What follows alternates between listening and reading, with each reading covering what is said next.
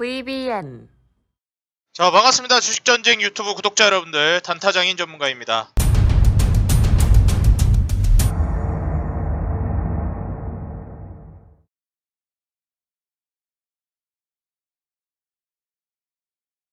자, 오늘 영상 통해서는 이제 연내 금리 인상 증시 휘청일까 7월 급등할 탑픽주 공개라는 제목으로 준비를 했습니다. 오늘 영상 본격적으로 시청하시기 앞서서 좋아요와 구독 알람 버튼 밑에 댓글까지 꼭 달아주시고 시청해주시면 감사하겠습니다. 영상을 제작하는 데 있어서 큰 힘이 됩니다.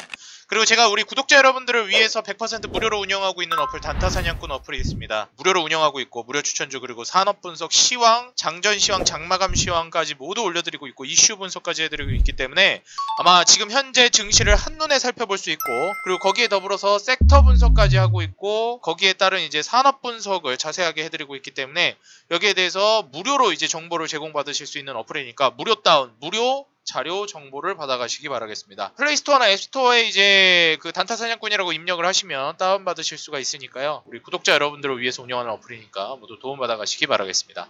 자, 그럼 본격적으로 오늘 영상 시작해보도록 하겠고요. 오늘 제가 이제 영상을 이제 준비하려고 하다가 어제 이제 영상을 하고 나서 제가 또 이제 살펴보게 됐는데 이번에 그 금리 인상이 예상이 됩니다. 그래서 지금 현재 금리 인상이 될 거라는 기대감이 계속해서 이제 나오고 있다라고 제가 말씀을 드렸는데 영상을 찍고 나서 보니까 이제 금리 인상이 이미 얘기가 나왔다라는 거예요. 그래서 이제 한국은행에서는 금리 인상을 하겠다라고 사실 이제 얘기까지 나왔고요. 기사를 보시게 되면 이제 지금 현재 이주열 총재님 같은 경우에도 연내 기준금리 인상을 이제 예고를 했습니다. 오히려 지금 시점이 늦지 않았다라고 얘기를 했어요. 제가 어제 영상을 통해서 뭐라고 말씀드렸죠? 나는 지금 먹고 살기 힘들고 지금 계속 힘들어 죽겠는데 무슨 소리냐? 무슨 지금이 금리 인상 지금 늦지 않은 시점이냐? 아직 유동성 더 해야 되는 거 아니냐? 이거 뭐 잘못된 거 아니냐? 이런 얘기가 아마 시민들 사이에서 나올 수 있다. 하지만 그럼에도 불구하고 금리를 인상할 것이다 라고 제가 어제 영상을 통해서 말씀을 드렸습니다. 실제로 지금 현재 우리 뭐 구독자 여러분들도 뭐 어느 정도 공감을 하시는 분도 있고 안 하시는 분들도 있겠지만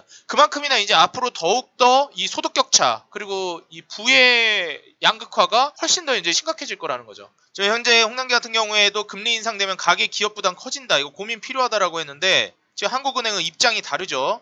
금리는 하는 독립적 결정, 통화정책 정부 간섭 한계가 있다. 이제 이주열 하는 총재와 G20 회의 참석, 협의할 기회가 있다. 뭐 이렇게 얘기했는데 사실 이제 지금 경제부총리와 그리고 이제 한국은행 총재의 입장이 다르다라는 것은 사실 결국 금리를 결정하는 건 어디입니까? 한국은행입니다. 그렇기 때문에 사실 경제부총리라는 입장은 국민들의 어떻게 보면은 이제 여론이라든지 이런 거를 신경 쓸 수밖에 없는 상황인데 이 한국은행 총재는 좀 얘기가 다릅니다. 진짜 경제가 어떻게 될지 지금 현재 기준금리 나중에 쇼크를 생각할 수밖에 없는 입장이라고 저는 생각을 들어요.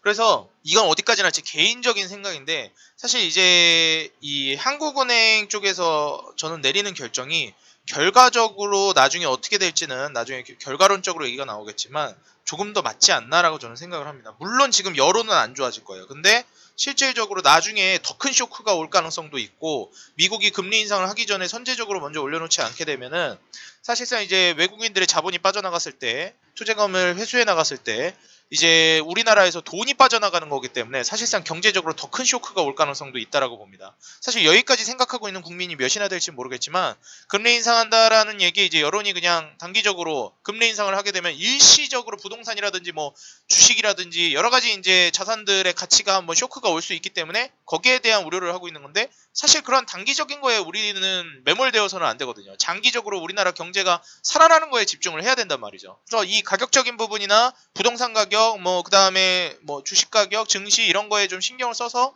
뭐 경제부총리 입장에서는 얘기를 하는 것 같지만 좀 우리나라 진짜 실질적으로 잘 먹고 잘 사는 거. 가격이 올라가고 떨어지고가 중요한 게 아니고 경제가 제대로 되는 거를 생각한다면은 금리 인상이 있어야 된다고 저는 봅니다. 왜냐하면 미국에서 테이퍼링을 시사를 했기 때문에. 그런데 문제는 뭐냐면 이게 생각보다 너무 빨라질 것 같다라는 거예요. 그래서 올해 연내에 할 가능성이 매우 높아졌습니다. 이미 지금 뭐 기사들도 보시면 아시겠지만 연내로 못을 박았어요. 금융불균형 대응이 이제 소홀하면 반드시 부정적인 영향이 온다. 10월 0.25%포인트, 내년 1월에서 2월 정도에 0.25%포인트로 두 차례 인상이 유력해졌다라고 얘기를 하고 있습니다. 그래서 결국 저는 이제 내년까지는 좀 딜레이가 될 가능성이 높지 않을까. 10월은 솔직히 너무 빠르지 않을까 생각을 했는데 10월에 할 가능성이 지금 너무 높아졌습니다. 그래서 사실 이제 금리 인상을 염두에 두는 게 아니라 이제는 여러분들이 주식 투자를 하고 뭐 솔직히 부동산이고 뭐고 간에 투자를 하실 때 금리 인상을 옵션에 반드시 포함을 시키고 매매를 하셔야 된다라는 거예요. 어떤 투자를 하시던지 간에. 지금 현재 기준금리가 올라간다라고 했을 때 어떻게 될까요? 제가 어제 영상에서도 말씀드렸지만 이제 앞으로 이러한 식으로 가게 되면은 결국에는 성장주에서 가치주로 이제 자금의 이동이 이루어질 겁니다. 그렇기 때문에 지금 현재 재무적으로 안정감 있고 성장성 있는 기업들을 눈여겨보셔야 되는데 제가 예시를 들어드렸던 기업 중에 하나가 이제 S&T홀딩스라는 기업이 있었습니다. 그래서 우리 투자자 여러분들에게 S&T홀딩스를 말씀드리면서 지금 자산가치 대비해가지고 뭐 순자산이나 순현금 대비해가지고 굉장히 저평가되어 있다고 말씀을 드렸었어요. 지주사들이 과거와는 다른 움직임을 보여줄 가능성이 높다고 말씀드렸죠. 그래서 지금 현재 S&T홀딩스 같은 경우에는 작년에 순이익만 779억이 나왔고 멀티플 10배만 준다고 하더라도 지금 현재 시가총액이 7,700억 정도가 돼도 저평가인데 그 절반 정도 수준밖에 되지 않습니다. 작년뿐만이 아니라 재작년은 오히려 1,200억까지 나왔던 기업이고 평균으로 잡는다 치면은 일반적으로 한 800억에서 900억으로 잡아도 평균인데 800억 정도로 잡아도 지금 시가총액이 8,000억은 돼야 된다라는 거예요. 지금 현재 그 지주사이기 때문에 좀 더 할인을 시킨다 하더라도 일반적으로 보통 15배를 주는데 진짜 극단적으로 해가지고 한 800억으로 잡고 PER을 8배 정도로 준다라고 해도 시가총액이 6,400억 정도는 돼야 된다라는 겁니다. 그렇기 때문에 지금 현재 저는 S&T홀딩스는 굉장히 저평가되어 있고 자산가치 대비해서 순이익 대비의 저평가 그리고 자본 대비 저평가 자본은 현재 1조 6천억입니다. 지금 현재 시가총액 3,587억인데 자본만 부채가 아니라 자본만 1조 6천억이에요. 거의 PBR로 따지면 지금 몇 배입니까? 3, 5, 15 뭐 거의 한 5분의 1? 4분의 1에서 5분의 1 정도밖에 안 됩니다. 지금 자본 시가총액이 자본에 비해서. 그렇다고 부채가 자본보다 많은 뭐 위험한 구조냐? 그렇지도 않아요. 부채 비율 40%밖에 안 됩니다. 그래서 지금 현재 PER이나 PBR을 보시면 PER 6.5, PBR 0.28 보통 1.0 아래면 저평가라고 하는데 PBR이 1.0이 아니라 지금 0.28이에요. 엄청 저평가입니다. 그리고 이러한 그 순자본 대비해서 순자산 대비해서 자본 대비해서도 저평가고 순이익 대비해서도 저평가인데 이건 지주사라는 점을 감안하더라도 저평가입니다. 순현금 대비해서는 그럼 어떠냐? 순현금을 우리가 한번 보게 되면 유동자산에서 유동금융자산이랑 현금 및 현금성 자산을 보시면 되는데 유동금융자산에서 현재 4,364억에 현금 및 현금성 자산이 3,000억이 조금 넘습니다. 한 7,360억 정도 돼요. 7,360억에서 이제 부채를 빼줘야 되는데 부채에서는 단기사채, 단기차익금, 유동성 장기부채, 유동금융부채를 빼줘야 되는데 없어요. 그냥 8억 정도밖에 안 돼. 그냥 거의 없는 수준입니다. 유동부채, 사채, 장기차익금, 비유동금융부채를 빼줘야 되는데 25억밖에 안 돼요. 합쳐봤자 33억 정도 됩니다. 그래서 지금 현재 유동금융자산과 현금 및 현금성 자산을 따졌을 때 7,360억이라는 점을 감안하면 한 7,350억 정도가 현금으로 있는 거예요. 순현금으로. 현금에서 부채를 떼고도 7,350억 정도가 있는 겁니다. 그런데 지금 시가총액 얼마? 지금 현재 이 기업이 망해도 7,350억은 떨어지는 기업이에요. 근데 지금 몸값이 3,580억입니다. 너무 저평가되어 있죠. 그렇기 때문에 저는 현재 이런 보수적인 기업, 나중에 성장성이 없는 기업 아니냐? 제가 아까도 말씀드렸지만 성장성보다 이제 가치주 쪽으로 갈 겁니다. 저평가되어 있는 가치주 쪽으로 돈이 몰릴 거예요. 왜? 기준금리가 올라가게 되면은 부채가 부담이 되기 때문에 이자가 부담이 되기 때문에 사실상 재무가 불안한 기업들 대부분의 성장주들이 그렇습니다. 여러분들 AI 관련주 좋은 거 누가 모릅니까? 근데 지금 AI 관련주가 뚜렷하게 뭐가 나오는 게 있습니까? AI 관련주들 말 그대로 진짜 AI 인공지능 사업만 하고 있는 기업들이 실적이 좋게 나올까요? 안 그래요. 왜 그러냐면 지금 산업이 태동을 안 했기 때문에 미래의 성장성을 보고 지금 재무가 별로 좋지 않아도 돈을 잘 못 벌어도 성장성을 보고 투자하는 게 성장주잖아요. 그런데 그런 기업들은 지금 현재 금리 인상이 되게 나면은 결국 그런 기업들은 어떻게 될 가능성이 있죠? 파산할 위험도 있고 말 그대로 상장 폐지가 될 수도 있고 없어질 수도 있어요. 그 산업이 꽃 피우기 전에 없어질 수도 있단 말입니다. 그런 기업들은. 그래서 차라리 성장주를 투자할 거면은 대기업의 계열사로 있는 성장주들을 보는 게 좋다라는 거예요. 예를 들어서 내가 이제 뭐 전기차, 수소차를 보겠다라고 하면 현대 계열사이면 현대위아를 본다든지 진짜 장기적으로 볼 거면. 왜냐면 대기업 아래에 이제 소속되어 있는 그런 이제 사업부 같은 경우 그런 이제 상장 기업들은 사실상 이제 그 네임밸류가 있고 거대 기업에서 가지고 있는 자산들이 있기 때문에 사실상 유지가 어느 정도 명맥이 됩니다.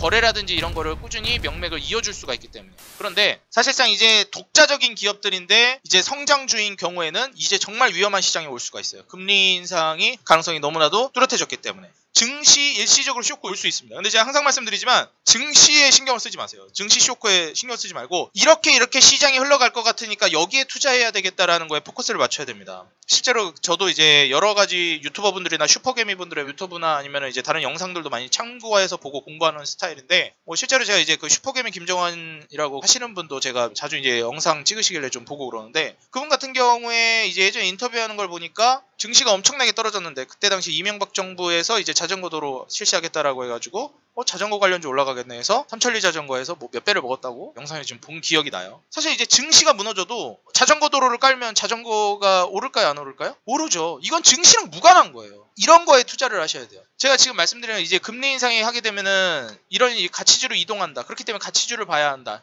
이거는 이제 증시에 어느 정도 민감하게 대응을 하는 매매인 거고 그런 매매를 하시려면 제가 예전부터 영상을 제가 찍으면서 항상 얘기했던 폐기물은 10년 동안 경쟁 기업에 올 수가 없어요. 조정 나오면 계속 찍어야 돼요. 제가 말씀드렸죠. 폐기물 관련주 같이 늙어가는 거라고. 그리고 나서 제가 이제 말씀드린 섹터 뭐 있습니까? 부동산 공급.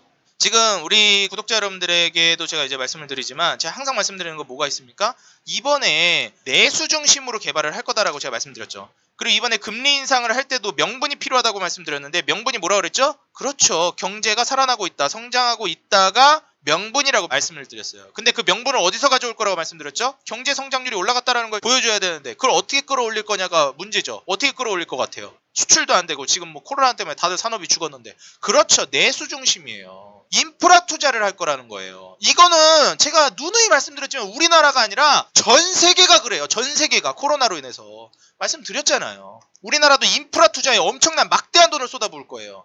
미국 이미 인프라 투자에 돈 풀기 시작했습니다.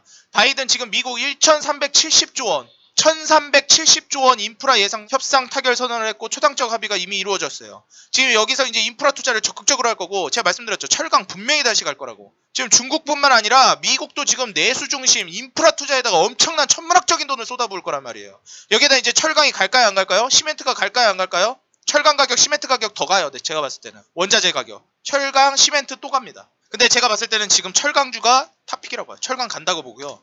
여기에 따라서 어떻게 되겠습니까? 건설도 가요. 건설기계 쪽. 실제로 이제 미국의 인프라 투자에 수혜를 받을 만한 건설기계 관련주들도 국내에 몇 기업 있습니다. 그래서 그런 관련주들 건설기계도 갈 거예요. 말씀드렸듯이 지금 현재 복지가 2,000조, 국방교육에다 1,600조를 씁니다. 우리가 미국을 보고 천조국이라고 하죠. 국방비에 1,000조를 쏟아붓는다고. 인프라에 이번에 몇 조 쏟아붓는다고요?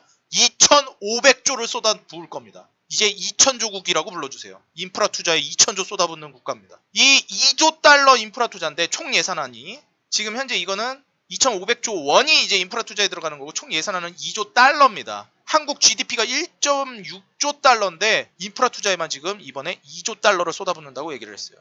그렇기 때문에 지금 현재 뭐 두산바켓이라든지 미국에 이제 영향을 받는 요런 이제 건설기계 관련주들도 영향을 받을 수가 있다. 그래서 우리 투자자 여러분들이 지금 보셔야 되는 거는 건설기계나 철강주를 보셔야 되고 건설기계 같은 경우는 건설기계들을 판매하잖아요. 인프라라는 게 뭡니까? 제가 지난 영상에서도 말씀드렸지만 철도 깔고 도로 까는데 뭐 필요해요? 시멘트 필요하죠. 철도 깔고 그 다음에 또 뭐 합니까? 그렇죠. 건물을 짓겠죠. 건설을 해야죠. 건설하는데 뭐 들어가죠? 건설기계 필요하죠. 시멘트 필요하죠. 페인트 필요하죠. 관련주 어떻게 되겠습니까? 올라가는 거죠. 그리고 앞으로는 환경이 계속 중요할 거라고 말씀드렸죠. 폐기물 계속 간다는 거예요. 그래서 우리 투자자 여러분들이 보셨을 때는 지금 현재 인프라 투자에 수혜를 받을 만한 섹터를 보셔야 돼요. 증시 기준금리 올리면은 증시 무너져가지고 주가 떨어지지 않을까요? 주가 떨어지는 거와 무관하게 올라갈 섹터를 찾으셔야 된다는 거예요. 증시가 무너져도 자전거 도로는 깔렸고 자전거 도로에서 뭐가 이루어졌다? 삼천리 자전거가 갔던 것처럼 증시가 무너져도 정부에서 뭐를 하는 거? 정부에서 미는 거. 정책적으로. 산업 여기다 돈 쏟아 붓겠다. 돈이 몰리는 곳에 투자하면 증시가 무너져도 다 종목들이 떨어져도 그 종목은 올라간다는 거예요. 이러면 좋은 게 뭔지 알아요? 다른 종목 다 개박살 날 때 내가 찍은 종목으로 수익 엄청 냈는데 다른 종목은 개박살 나 있어서 엄청 돈을 벌어서 이 큰 돈을 가지고 완전히 박살나 있는 저평가되어 있는 종목을 엄청 싼 가격에 살 수 있어서 두 번 더블로 먹는 거예요. 더블로 먹는 거죠. 그렇기 때문에 오히려 증시 조정이 나오면 더 좋은 거예요. 철도, 도로, 건설기계, 시멘트, 페인트, 인프라 관련주를 찍고 경기민감주를 투자하는 사람들에게는 증시 조정이 나오죠? 더 좋아요. 내가 찍은 거 빼고 다 떨어질 거거든. 그러면은 실제로 내가 찍은 게 평소보다 잘 갈까요? 못 갈까요? 일반적으로 투자자분들이 굉장히 잘못 알고 있는 게 있는데 증시가 떨어지면 종목이 덜 오를 거라고 생각해요. 절대 아니에요. 우리가 밥상에 반찬이 많으면 젓가락이 분산되죠. 근데 수요가 분산이 돼요. 근데 밥상에 김치 하나밖에 없어. 떡갈비 하나밖에 없어. 젓가락이 모이죠? 하나로. 수요가 집중됩니다. 지금 현재 만약에 주식시장에서 증시가 무너져가지고 종목이 죄다 떨어져. 기준금리가 올라가가지고. 근데 그럼 어떻게 될까요? 수요가 인프라 관련주로 집중돼요. 증시가 좋으면 인프라 관련주가 50% 갈게, 증시가 안 좋으면 100%, 150%, 200% 가는 거예요. 이해가 되십니까, 우리 구독자 여러분들? 오히려 증시가 안 좋을 때 30% 급등할 게 300% 급등하고 130% 급등하고 그래요. 왜 그러냐? 증시가 안 좋아서 먹을 종목이 없거든요. 그래서 그 종목만 사는 거예요, 사람들이. 먹을 수 있는 종목이 그거밖에 없으니까. 그래서 오히려 증시가 무너질 때 기회가 더 크게 옵니다. 그래서 오르는 종목은 엄청나게 올라가고 떨어지는 종목은 전체적으로 다 떨어지고, 양극화가 엄청 심하게 이루어져요, 증시가 무너질 때는. 정말 투자의 현인들이 항상 뭐라 그럽니까? 투자해서 부자가 될 수 있는 기회는 시장의 피가 낭자할 때다. 그때가 비록 내 피로 낭자할지라도. 시장의 피가 낭자하고 거기에 내 피가 섞여 있더라도 부자가 될 수 있는 기회는 시장 폭락에서 찾아야 된다는 거예요. 혹은 일시적인 쇼크나. 저는 솔직히 말씀드려가지고 이번에 증시 쇼크가 기준금리 인상으로 인해서 어느 정도 일시적으로라도 조금은 나올 수 있다라고 보고 있습니다. 이게 어느 정도 쇼크로 어느 정도 낙폭으로 나올지는 솔직히 저도 점쟁이가 아니라 그 정도는 모르겠는데, 저는 그럼에도 불구하고 투자를 해야 된다라고 생각하는 거예요. 다만 여기서 여러분들 조심해야 되는 건 이제 성장주를 조심해야 되고, 지금 현재 재무적으로 불안한 기업들은 멀리 하셔야 된다는 거예요. 부채가 부담이 돼가지고 문제가 생기는 기업들. 근데 여기서 아마 이럴 거예요. 건설 관련주도 이거 부채 비율이 너무 높지 않나요? 여러분들 아시겠지만 이 건설뿐만 아니라 조선도 이 수주를 받아가지고 하는 기업들은 사업 구조상 비즈니스 모델이 부채 비율이 높을 수밖에 없어요. 왜냐면은 계약금이라든지 이런 이제 선수금을 받는 이런 구조들이 부채로 이제 합산이 되기 때문에 실제로 부채가 어떤 게 부채로 잡혀 있는지를 봐야 돼요. 그래서 어떤 게 부채로 잡혀 있는지에 따라서 오히려 부채가 높은 게 훨씬 더 좋습니다. 실제로 금융기업들도 그렇죠. 금융업에 종사하는 증권사나 이제 은행이나 이런 데도 실제로 부채 비율이 높을 수밖에 없어요. 왜냐? 고객들 돈으로 장사하기 때문이죠. 고객들 돈은 뭐예요? 부채로 잡히죠. 오히려 부채 비율이 낮은 게 장사가 안 되고 있다라는 거예요. 부채 비율이 높을수록 장사가 잘 되고 있는 거죠. 증권사, 금융업, 은행업 이런 데는. 마찬가지로 이제 건설이나 이제 조선 같은 경우에도 수주가 얼마나 잡혀 있는지, 수주 물량이라든지, 그리고 구체적으로 어떤 게 부채로 잡혀 있는지, 부채 내용을 여러분들이 보시고 판단을 하시는 게 정확하겠다. 부채가 낮은 게 무조건 좋은 게 아니고 높다고 무조건 나쁜 게 아니다. 물론 수주를 받아가지고 하는 제조업들이 아닌 일반 제조업들은 부채 비율 높은 게 안 좋습니다. 근데 금융업이나 수주로 이제 사업이 돌아가는 이런 건설이나 조선 같은 경우에는 조금 얘기가 달라요. 그렇기 때문에 부채 비율이 너무 높다고 해가지고, 아니 지금 기준금리가 올라가가지고 성장주에서 가치주로 넘어간다 그러는데 건설은 지금 부채 비율이 높은데 이걸 찍는 게 말이 되냐? 이것도 내가 불안하다 하시면 건설 기계를 찍으면 돼요. 건설 기계는 판매를 하는 거기 때문에 부채 비율이 안 높아요. 그래서 건설 기계는 건설하고 또 다르게 부채 비율 낮은 거를 찍는 게 좋습니다. 이해되셨죠, 우리 구독자 여러분들? 그래서 건설 기계는 부채 비율 낮은 걸로 찍으면은 차라리 속 편하게 여러분들이 하실 수 있겠다. 내가 그 부채 요목조목 다 그걸 들여다볼 실력이 안 됩니다. 그럼 그냥 건설 기계에서 부채 비율 낮은 걸로 실적 잘 나오는 거, 순이익 잘 나오는 거, 미국 수혜받는 거 두산바켓도 좋아 보이거든요. 두산바켓 한번 건설기계에서 눈여겨보세요. 이번에 미국 인프라 투자에 같이 수혜를 받을 만한 종목입니다. 그래서 건설기계 쪽에서는 이제 두산바켓도 괜찮다. 이것도 괜찮고, 건설 쪽에서는 뭐 제가 DLENC 워낙에 말씀을 많이 드렸죠. 그 다음에 이제 웬만하면 대기업 쪽으로 보세요. 지금 현재 우리나라 전국적으로 부동산 지금 정책도 그렇고 건설이 엄청나게 이루어지기 때문에 이 부분을 꼭 보셨으면 좋겠어요. 그리고 지금 현재 우리나라에서 가장 이제 문제가 되고 있는 거, 가장 이제 화두가 되고 있는 게 뭡니까? 부동산 집값이에요. 그렇기 때문에 내년이 대선이죠. 지금 현재 대선 후보들이 내놓고 있는 공약들이 죄다 1순위가 뭡니까? 부동산 공급 정책이에요. 부동산 공급 이거 필연적으로 가는 거예요. 그렇기 때문에 예전에 자전거 도로는 비교도 안 돼요. 자전거 도로는 그냥 정책을 낸 거고, 이거는 부동산 공급 정책 이거 삐끗해가지고 잘못 내가지고 이거 여론 안 좋아지면은 정치 인생이 타격이 오는 거거든요. 그렇기 때문에 지금 현재 이 차기 대선 주자들은 부동산 공급책을 어떻게 낼 거냐? 여기에 지금 혈안이 되어 있어요. 여기에 지금 온 신경이 집중되어 있단 말이에요. 그렇기 때문에 지금 이 부동산 공급책에 대해서 지금 얘기가 엄청 나오고 있는데, 부동산 공급이 이루어지겠습니까? 안 이루어지겠습니까? 이거는 뭐 제가 이제 전문가로서 100%라는 단어는 쓸 수가 없지만 99% 아니겠습니까? 공급이 늘어나겠어요? 안 늘어나겠어요? 당연한 거죠. 이거는 조금만 생각해보면 공급이 늘어나면은 건설사들이 좋을까요? 안 좋을까요? 당연히 좋죠. 이번에 저거 LH사 때도 그렇고 해가지고 사실상 예전에 많이들 이제 얘기를 하셨는데, 이제 뭐 임대주택 이런 걸로 한다고 하는데 임대주택으로 하면 이제 일반 건설사들 안 좋은 거 아닌가요? 이런 이제 댓글도 있었는데 천만의 말씀이죠. 결과를 보세요. 어떻게 됐습니까? 임대주택 지금 뭐 누가 들어가려고 해요? 다 프로지오 살고 싶고, 다 이 편한 세상 살고 싶고, 다 자이 살고 싶고, 다 아크로 리버파크 살고 싶은데 어떻게 여러분들 임대주택 살고 싶은 사람이 누가 있어요? 돈만 있으면 다 거기 좋은 데 살고 싶어 하지. 그 좋은 거를 늘려줘야 된다는 거예요. 실제로 이번에 이런 것도 제가 봤을 때는 좀 영향이 있지 않을까. 그래서 대림그룹의 이제 뭐 DLENC나 아니면 뭐 제가 말씀드렸죠. 심지어 이제 지분자산 가치, 유가증권 가치만 하더라도 엄청난 삼성물산이라든지 너무 좋아요. 삼성물산 떨어진다고 쫄 필요가 없다니까요. DLENC나 뭐 두산밖에 건설기계나. 그래서 실제로 이러한 쪽으로 여러분들 보시면 돼요. 철도 쪽으로도 지금 저는 관련주들 눈여겨보면 좋다고 보고 있습니다. 철도 관련주도 아마 지금 잘 가고 있을 거예요. 그래서 지금 건설이나 건설기계 뭐 시멘트 페인트 쪽도 괜찮은데 사실 저는 시멘트는 어느 정도 시세가 나왔고 페인트는 좀 더 갈 수 있을 것 같긴 한데 핵심적인 거는 저는 이제 건설기계랑 건설 뭐 이런 쪽으로 봐야 된다고 봐요. 그 다음에 이제 가치주. 그 다음에 보실 게 조선도 봐야 된다고 봅니다. 그래서 조선 쪽으로는 지금 ESG 경영이라고 해가지고 환경을 굉장히 많이 생각하죠. 그래서 LNG 추진선 쪽으로 보셔야 된다. 이거는 LNG 추진선은 뭐 작년부터 얘기했죠. 제가 이거 환경 중요하다. 이제 와서 뭐 뒷북 쳐봤자 의미가 없죠. HSD 엔진 벌써 막 150% 200% 먹고 있는데 우리 구독자 여러분들 그죠? 이제 와서 뭐 뒷북 치면 뭐해? TV방송 다 뒷북 치더만. 이제서야 LNG 추진선 찍어야 된다. 근데 지금도 찍을 수 있는 LNG 추진선들이 있어요. 한국카본이나 이런 거 제가 봤을 때 지금도 좋고 솔직히 말씀드려서 HSD 엔진도 지금도 매력적인 건 사실입니다. 조정 나오면 제가 봤을 때는 건드려 볼 만은 하다고 생각이 들어요. 그래서 우리 구독자 여러분들 지금 현 상황에서 눈여겨볼 만한 뭐 두산바켓이나 DLENC나 삼성물산 이쪽만 제가 봤을 때 눈여겨봐도 굉장히 괜찮거든요. 현대 쪽으로 봐가지고 현대건설 같은 경우에도 정말 좋거든요. 그래서 이쪽으로 여러분들이 눈여겨보셔가지고 건설이나 그 다음에 철강, 건설기계 이쪽을 보시면 정말 좋을 것 같아요. 뭐 솔직히 철강 같은 경우에 지금 수혜를 받을 수 있을 만한 기업들이 정말 많은데 뭐 현대비엔지 스틸도 지금 너무 좋고요. 솔직히 내가 못 찍어야 될지 모르겠다 하면 그냥 우량주 찍어도 전 괜찮다고 봐요. 현대제철이나 포스코. 지금 현재 포스코 강판이 엄청 올라가고 있는데 포스코나 현대제철 찍어도 전 지금 찍어도 수익 난다고 보고요. 현대비엔지 스틸이나 뭐 동부제철이나 뭐 세아제강이나 이런 뭐 고려제강, 한국철강 이쪽도 저는 굉장히 지금 아직도 메리트 있다라고 보여집니다. 그래서 우리 구독자 여러분들이 지금 철강과 건설, 조선 이 경기 민감주들은 꼭 놓치지 않았으면 좋겠고 건설은 뭐 건설 기계까지 같이 들어가는 거니까 지금 현재 이 부동산 공급책에 대한 그리고 도시개발 계획에 차기 이제 대선 주자들이 어떤 이제 방향성을 내놓을지에 따라 달라지겠지만 이건 필연적으로 공급이 늘어날 수밖에 없는 구조다. 그래서 증시에 일시적인 타격 올 수 있어요. 뭐 일시적이 아니라 좀 뭐 정말 안 좋은 분위기가 다운되면 뭐 좀 장기적으로 될 수도 있겠죠.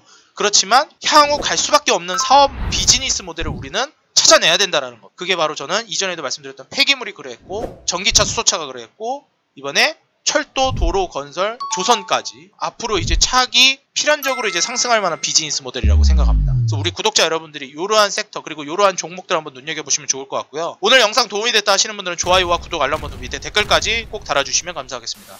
당연히 도움이 됐겠죠. 꼭 달아주시기 바라겠고요. 다음 영상에서 저는 더 양질의 내용, 양질의 영상, 기업, 산업, 모습으로 다시 찾아뵙겠습니다. 저는 지금까지 우리 개인 투자자 여러분들의 수익 하나만을 위하여 노력하는 단타장인 전문가였습니다. 다음 영상에서 뵙겠습니다. 감사합니다.